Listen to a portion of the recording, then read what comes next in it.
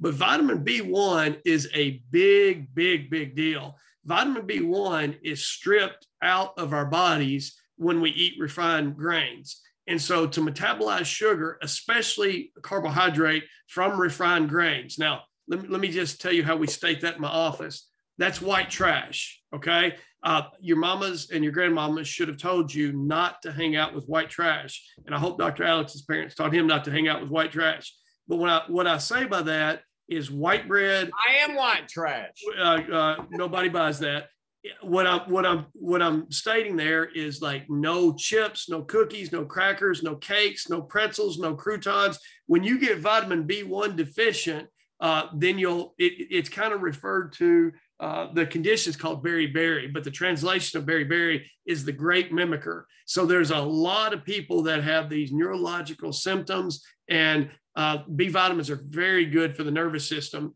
And because they've had so many refined sugars, we have a tremendous difference in practice when we get them on a whole food B complex, and we cut down on their white trash. And then we start making nervous system improvements. Really, really, really, because our whole population now is getting type 2 diabetes, this one's huge. Now, one more thing about B1, I'll move on. The B1 is always going to be depleted with people who do any significant amount of alcohol at all, and anybody who does a large amount of refined grains. Now, remember, beer is bred in a bottle. So if we're doing much beer, we're definitely getting a fair amount of white trash. Well, if you're deficient in B1, you can't metabolize your carbohydrate and your sugar like you're supposed to be. So let me tell you the epidemic of this. I took my national boards to become a physician in the mid 90s. And so in 96, when I graduated and started practicing, 1 in 17 Americans was a diabetic. I believe now it's closer to 1 in 6. So it's 3 times worse than it was because we're consuming more and more and more white trash, but also because we do not have the eraser that helps you process your vitamin B1. Now, here's a challenge. Everybody out there who's got a blood sugar meter, here's what I want you to do.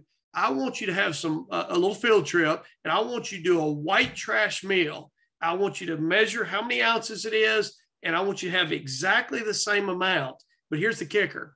I want you to take a whole food B1 30 minutes before you eat the exact same meal, and have the exact same meal 2 days later without the B1. And I want you to take your blood sugar, and I want you to see what B1 will do for you if you do that. So everybody on here, me included, has an occasional excess of carbohydrate.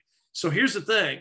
If we're going to do the thing, we better do the thing that keeps the thing from causing us to have the thing. So I think that's perfectly clear. Don't you think, Dr. Alex? That's classic.